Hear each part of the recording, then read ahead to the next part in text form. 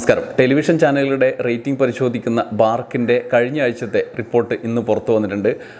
4 ആഴ്ചയായി വലിയ കുതിപ്പ് മലയാളത്തിൽ ടെലിവിഷൻ ന്യൂസ് ചാനലുകൾക്ക് രേഖപ്പെടുത്തിക്കൊണ്ടിരിക്കുകയായിരുന്നു. ഇന്ന് അതേപോലെ തിരിഞ്ഞ് കുത്തനെ പോകുന്ന ഒരു കാഴ്ചയാണ്, വലിയ ഇടിവാണ് ഈ ആഴ്ച രേഖപ്പെടുത്തിയിട്ടുള്ളത്. എന്താണ് കാരണം എന്നൊക്കെ നമുക്ക് പരിശോധിക്കാം. റേറ്റിംഗ് പരിശോധിക്കുന്ന ഈ വീഡിയോയിലേക്ക് എല്ലാവർക്കും സ്വാഗതം. പതിവ് പോലെ ഈ വീഡിയോയ്ക്ക് 3 ഭാഗമുണ്ട്. ആദ്യം സ്ഥാനക്രമം, പിന്നീട് റേറ്റിംഗിൻ്റെ പോയിൻ്റ് വിശദാംശങ്ങൾ, മൂന്നാമത് വിനോദ ചാനലുകളുടെ റേറ്റിംഗും മറ്റ് അഡീഷണലായി കൂട്ടിച്ചേർക്കാനുള്ള റേറ്റിംഗ് സാഹചര്യങ്ങളും നമുക്ക് പരിശോധിക്കാം. കഴിഞ്ഞ ആഴ്ചത്തെ പോലെ തന്നെ നിങ്ങൾ പറഞ്ഞതുപോലെ ഞാൻ ആദ്യം നേരിട്ട് തന്നെ വിശദാംശങ്ങൾ പറയാതെ തന്നെ റേറ്റിംഗിൻ്റെ സ്ഥാനക്രമത്തിലേക്കും പോയിന്റിലേക്കും കടക്കുകയാണ്. ആദ്യം ടെലിവിഷൻ ന്യൂസ് ചാനലുകളുടെ റേറ്റിംഗ് ആണ്. ന്യൂസ് ചാനലുകളുടെ ആദ്യത്തെ സ്ഥാനക്രമം മുതൽ 10ാമത് വരെയുള്ള സ്ഥാനക്രമത്തിൽ ഏതൊക്കെ ചാനലുകൾ വന്നു എന്നുള്ളതാണ് നമ്മൾ നോക്കുന്നത്. 10 ചാനലുകളാണ് നമ്മൾ എന്നും പറയാറുള്ളത് പോലെ മലയാളത്തിലെ റേറ്റിംഗിൽ വരുന്നത്. ഏഷ്യാനെറ്റ് ന്യൂസാണ് 1ാം സ്ഥാനത്ത് എത്തിയിരിക്കുന്നത്, 24 2ാം സ്ഥാനത്ത്, മനോരമ ന്യൂസ് 3ാം സ്ഥാനത്ത്, മാതൃഭൂമി ന്യൂസ് 4ാം സ്ഥാനത്ത്, റിപ്പോർട്ടർ TV 5ാം സ്ഥാനത്ത്, കൈരളി ന്യൂസ് 6ാം സ്ഥാനത്ത്, മീഡിയ 1 7ാം സ്ഥാനത്ത്, ജനം TV 8ാമത്, ന്യൂസ് 18 കേരളം 9ാമത്, രാജ് ന്യൂസ് മലയാളം 10ാമത്. ഇങ്ങനെയാണ് സ്ഥാനക്രമം, 10 ചാനലുകളുടെ സ്ഥാനക്രമം. വലിയ വ്യത്യാസം കഴിഞ്ഞ ആഴ്ചയിലേതിൽ നിന്ന് നമുക്ക് കാണാൻ കഴിയും. പോയിൻ്റ് നില വലിയ ഇടിവാണ് രേഖപ്പെടുത്തിയിട്ടുള്ളത്. അസാധാരണമായ നിലയിൽ 10 ചാനലുകൾക്കും നെഗറ്റീവ് മാർക്കാണ്, ഡിഫറൻസ് നെഗറ്റീവാണ്. ഒന്നാമതുള്ള ഏഷ്യാനെറ്റ് ന്യൂസിനാണ് ഏറ്റവും വലിയ നഷ്ടമുണ്ടായിരിക്കുന്നത്. 14.97 പോയിൻറ്റിൻ്റെ ഇടിവാണ് ഏഷ്യാനെറ്റ് ന്യൂസിന് രേഖപ്പെടുത്തിയിട്ടുള്ളത്. ഒരു സാധാരണ ന്യൂസ് ചാനലിനെ സംബന്ധിച്ച് അത് വലിയ ഇടിവാണ്. 155.4 പോയിൻ്റ് ഉള്ള ഒരു ന്യൂസ് ചാനലിന് 14.97 പോയിൻ്റ് അതിൽ നിന്നും ഇടിയുക എന്ന് പറഞ്ഞാൽ നമുക്ക് ആകെപ്പാടെ ബാധിക്കുന്ന ഒരു കാര്യമാണ്. ആകെ ഈ ചാനലുകൾക്കെല്ലാം ഉള്ള ഒരു ആശ്വാസം കഴിഞ്ഞ 4 ആഴ്ചയായി നേടിയ കുതിപ്പാണ്. ആ കുതിപ്പിൽ നിന്നും താഴോട്ടിറങ്ങുമ്പോൾ എന്തായാലും ഇത്രയും പോയിൻ്റ് 1, 2, 3 ആഴ്ച ഇടിഞ്ഞാൽ മാത്രമേ അതിന് മുമ്പത്തെ സ്ഥിതിയിലേക്ക് എത്തുകയുള്ളൂ. അതുവരെ ആശ്വാസത്തോടെ ഇരിക്കാം എന്നുള്ളതാണ്. ഏഷ്യാനെറ്റ് ന്യൂസിൻ്റെ നഷ്ടം പറഞ്ഞതുപോലെ 14.97 മുൻ ആഴ്ചയിലെ 155.4 പോയിന്റിൽ നിന്ന് ഈ 14.97 ഇടിഞ്ഞ് 140.43 പോയിന്റിലേക്കാണ് ഏഷ്യാനെറ്റ് ന്യൂസ് എത്തിയത്. 140.43 പോയിന്റിലേക്ക്. രണ്ടാമതുള്ള 24നും കാര്യമായ ഇടിവുണ്ട്. 11.68 പോയിൻറ്റിൻ്റെ ഇടിവാണ് 24നുള്ളത്. 24ൻ്റെ നില തൊട്ട് മുന്നാഴ്ചയിലെ 114.58 പോയിൻറ്റിൽ നിന്ന് 11.68 പോയിൻറ്റ് നഷ്ടപ്പെട്ട് 102.9 പോയിൻറ്റിലേക്ക് അവരിടിഞ്ഞു. അതായത് 100 പോയിൻറ്റ് എന്ന നിലയിൽ വീണ്ടും അവർ താഴോട്ട് പോകുമോ എന്നുള്ളതാണ്. ഈ ആഴ്ച എന്തായാലും 102.9 പോയിൻറ്റിലാണ് നിൽക്കുന്നത് എന്ന് അവർക്ക് ആശ്വസിക്കാം. മൂന്നാമതുള്ളത് മനോരമ ന്യൂസാണ്. മനോരമയെ സംബന്ധിച്ച് താരതമ്യേന ഏറ്റവും വലിയ ആഘാതം മനോരമയ്ക്കാണ്. ഏഷ്യാനെറ്റ് ന്യൂസിന് കണക്കിൽ മനോരമയ്ക്ക് 10.08 പോയിൻറ്റിൻ്റെ ഇടിവുണ്ടായി. അതായത് അവരുടെ മുന്നാഴ്ചയിലെ പോയിൻ്റ് തന്നെ 79.54 ആ 79.54 നിന്ന് 10.8 പോയിൻ്റ് ഇടിഞ്ഞ് 69.46 എന്ന സ്ഥിതിയിലേക്ക് ഇടിഞ്ഞു പോവുകയാണ് മനോരമ ന്യൂസ് ചെയ്തത്. മനോരമയുടെ സ്ഥിതി എന്താണെന്ന് വെച്ചാൽ അവർ കൂടിക്കൂടി വരികയായിരുന്നു. അവർക്ക് 3ാം സ്ഥാനത്ത് സേഫായി നിൽക്കുന്നു എന്നുള്ള ആശ്വാസം ഉണ്ടായിരുന്നു കഴിഞ്ഞ 4 ആഴ്ചയായിട്ട്. മാത്രമല്ല 4ാം സ്ഥാനത്തുള്ള മാതൃഭൂമി അവരുമായുള്ള ഡിഫറൻസ് കുറച്ചു കൊണ്ടുവന്നിരുന്നതിന് തിരിച്ചടിയായി കഴിഞ്ഞ ആഴ്ചകളിൽ അവർ മുന്നേറിയിരുന്നു. എന്നാൽ വീണ്ടും പഴയ സാഹചര്യം എത്തിയിരിക്കുന്നു എന്നുള്ളതാണ് ഈ ആഴ്ചത്തെ റേറ്റിംഗ് സൂചിപ്പിക്കുന്നത്. കാരണം മാതൃഭൂമിക്ക് ഈ ആഴ്ച അത്ര വലിയ കുറവില്ല, 4.96 പോയിൻറ്റ് മാത്രമാണ് കുറഞ്ഞത്. മനോരമയുടെ പകുതിയിൽ താഴെ മാത്രമാണ് മാതൃഭൂമിക്ക് ഈ ആഴ്ച കുറഞ്ഞത്. അങ്ങനെ തൊട്ട് മുന്നാഴ്ചയിലെ 65.48 പോയിന്റിൽ നിന്ന് 4.96 കുറഞ്ഞ് 60.52 പോയിന്റിലേക്ക് മാതൃഭൂമി എത്തി. അതായത് 3ാം സ്ഥാനത്തുള്ള മനോരമയുടെ പോയിന്റ് 69.46 ആണ്. മാതൃഭൂമി ന്യൂസിൻ്റെ പോയിന്റ് 60.52 പോയിന്റാണ്. 9ൽ കൂടിയ വ്യത്യാസം മാത്രമായി അത് കുറഞ്ഞു. ഇനിയും മാതൃഭൂമി പഴയ അവസ്ഥയിൽ നിന്ന് മുന്നോട്ട് പോയാൽ വീണ്ടും മനോരമയ്ക്ക് ഭീഷണിയുടെ നാളുകളാണ്. 5ാം സ്ഥാനത്ത് റിപ്പോർട്ടർ തുടരുന്നു. റിപ്പോർട്ടറിൻ്റെ പോയിൻ്റ് 2.94 കുറവാണ് രേഖപ്പെടുത്തിയത്. 38.39 ആയിരുന്ന പോയിൻ്റ് 2.94 കുറഞ്ഞ് 35.45 എത്തിയിരിക്കുന്നു. എത്തിയിരിക്കുന്നു റിപ്പോർട്ടർ TV. 6-ാം സ്ഥാനത്ത് കൈരളിയാണ്. കൈരളി 3.4 പോയിന്റിൻ്റെ കുറവാണ് രേഖപ്പെടുത്തിയത്. 33.52 പോയിന്റിൽ നിന്ന് 3.4 പോയിന്റ് കുറഞ്ഞ് 30.12 കൈരളി എത്തി എന്നുള്ളതാണ്. മീഡിയ വൺ ആണ് 7-ാം സ്ഥാനത്ത്. മീഡിയ വണ്ണിന് ഈ വലിയ നഷ്ടത്തിനിടയിലും കാര്യമായ പോറലേൽക്കാതെ രക്ഷപ്പെടാൻ കഴിഞ്ഞിട്ടുണ്ട്. അവരുടെ കുറവ് 1.43 മാത്രമാണ്. മാത്രമല്ല അവർ 7-ാം സ്ഥാനത്ത് സേഫായി തുടരുകയും ചെയ്യുന്നു. തൊട്ട് മുൻ ആഴ്ചയിലെ 29.93 പോയിന്റിൽ നിന്ന് 1.43 കുറഞ്ഞ് 28.5 പോയിന്റിലേക്ക് മീഡിയ വൺ കുറഞ്ഞു. അവരുടെ നില ഭദ്രമാക്കിക്കൊണ്ട് തന്നെ നിൽക്കാൻ അവർക്ക് ഈ ആഴ്ചയും കഴിഞ്ഞിട്ടുണ്ട്. 8-ാം സ്ഥാനത്ത് ജനം TV ആണ് തുടരുന്നത്. ജനം TVയുടെ പോയിന്റ് 1.76 പോയിന്റാണ് കുറഞ്ഞത്. മുന്നാഴ്ച 27.34 പോയിന്റ് ആയിരുന്നു. അതിൽ നിന്ന് 1.76 പോയിന്റ് കുറഞ്ഞ് 25.58 പോയിന്റിലേക്ക് അവരെത്തി എന്നുള്ളതാണ്.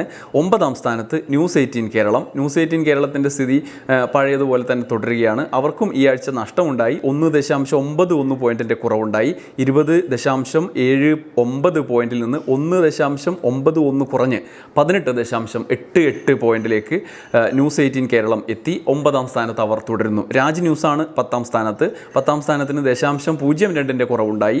0.3 നിന്ന് 0.02 കുറഞ്ഞ് 0.28 രാജ് ന്യൂസ് എത്തി. ഇനി ന്യൂസ് ചാനലുകളുടെ പ്രേക്ഷകരുടെ പിന്തുണ ഇത്ര മാത്രം പെർസെൻറ്റേജ് കുറയാനുള്ള കാരണം എന്താണ് എന്ന് നമ്മൾ നോക്കിയാൽ ആ ആഴ്ചയിലെ വാർത്ത പൊതുവായി പരിശോധിക്കുമ്പോൾ കണ്ടെത്താൻ കഴിയുക നവകേരള സദസ്സ് കഴിഞ്ഞതിന് ശേഷമുള്ള ആദ്യത്തെ ആഴ്ചയാണ് ഈ റേറ്റിംഗ് വന്നിട്ടുള്ളത്. ഈ ആഴ്ചയിലെ റേറ്റിംഗിൽ നവകേരള സദസ്സിന് അനുകൂലമായോ പ്രതികൂലമായോ ഒന്നും വാർത്ത വന്ന കാലമല്ല.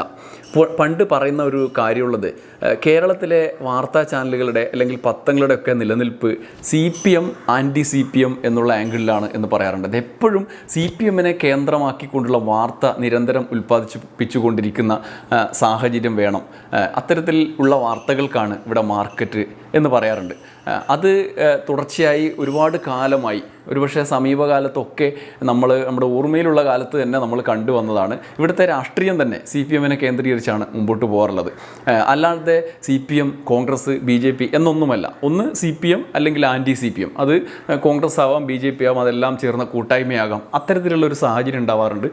നവകേരള സദസ്സ് വന്ന കാലത്ത് നവകേരള സദസ്സിനെതിരായ വാർത്തയാണ് കൂടുതലും മാധ്യമങ്ങളിൽ വന്നിട്ടുള്ളത്. അതിൻ്റെ ബസ് മുതൽ തുടങ്ങിയ വിരുദ്ധ വാർത്തകളുടെ തുടർച്ച നമ്മൾ കണ്ടതാണ്. പല രീതിയിൽ വീഡിയോകളിൽ അത് ചർച്ച ചെയ്തിട്ടുള്ളതാണ്. അങ്ങനെയുള്ള ഒരു രാഷ്ട്രീയ സാഹചര്യത്തെ നിരന്തരം വാർത്തകളിലൂടെ പുറത്തെത്തിക്കുക എന്നുള്ളത് മലയാളം ന്യൂസ് ചാനലുകൾ ചെയ്തുകൊണ്ടിരുന്നൊരു കാര്യമാണ്. ആ കാര്യത്തിന് കിട്ടിയ ആകാംക്ഷയാണ് ഒരുപക്ഷെ ഈ വാർത്താ ചാനലുകളുടെ റേറ്റിങ്ങിലെ കുതിപ്പ് എന്ന് വേണമെങ്കിൽ നമുക്ക് വിശകലനം ചെയ്യാവുന്നതാണ്.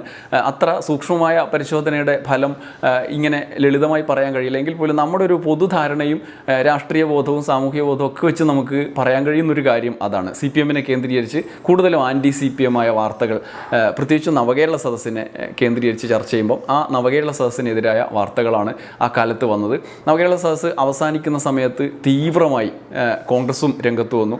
അതുകൊണ്ട് അതിൻ്റെ ഒരു പീക്കിലേക്ക് എത്തിയതും നമ്മൾ കണ്ടു. അതിനുശേഷം ഇത്തരത്തിലൊരു ചാനലുകളുടെ റേറ്റിംഗ് പരിശോധിക്കുമ്പോൾ നമുക്ക് എത്താവുന്ന നിഗമനവും അതുതന്നെയാണ്.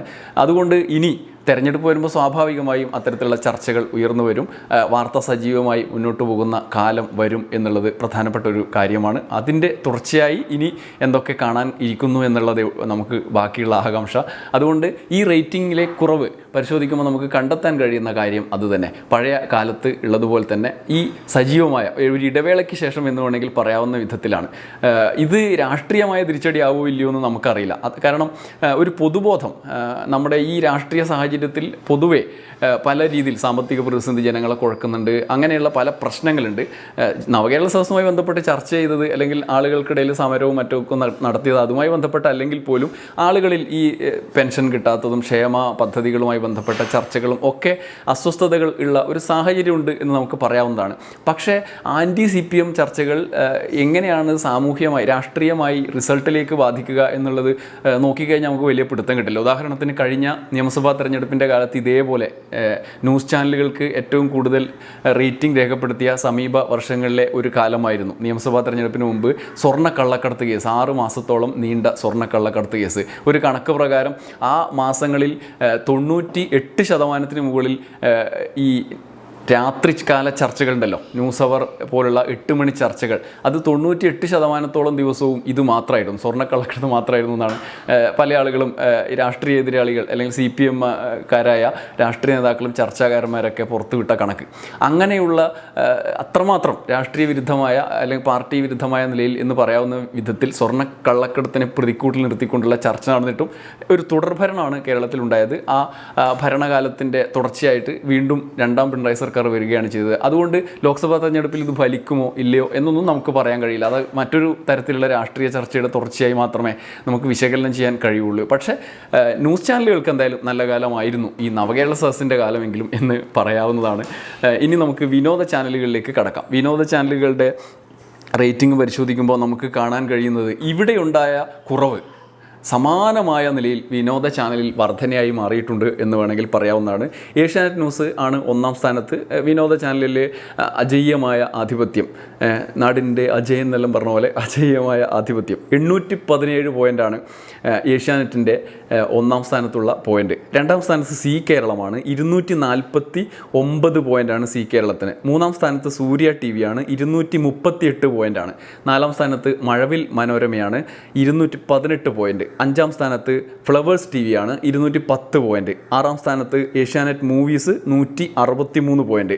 കഴിഞ്ഞ ആഴ്ച 100-ൽ താഴേക്ക് പോയിരുന്ന കൈരളി TV തിരിച്ചു വന്നിട്ടുണ്ട്. ഈ വലിയ തോതിലുള്ള കൂടൽ സംഭവിച്ചതിൻ്റെ തുടർച്ചയായി സൂര്യ മൂവീസും കൈരളിയും തിരിച്ചു വന്നു. കൈരളിയുടെ പോയിൻ്റ് 125 സൂര്യ മൂവീസിന് 123 പോയിൻ്റായിട്ട് മാറിയിട്ടുണ്ട്. 9ാം സ്ഥാനത്ത് ഏഷ്യാനെറ്റ് പ്ലസ് ആണ്, 76 പോയിൻ്റ്. 10ാം സ്ഥാനത്ത് കൊച്ചു TV 73 പോയിൻ്റ്. 11ാം സ്ഥാനത്ത് വി ചാനൽ 62, അമൃത TV 12ാം സ്ഥാനത്ത് 52 പോയിൻ്റ്. നമുക്ക് അടുത്ത ആഴ്ച വീണ്ടും കാണാം. നന്ദി, നമസ്കാരം.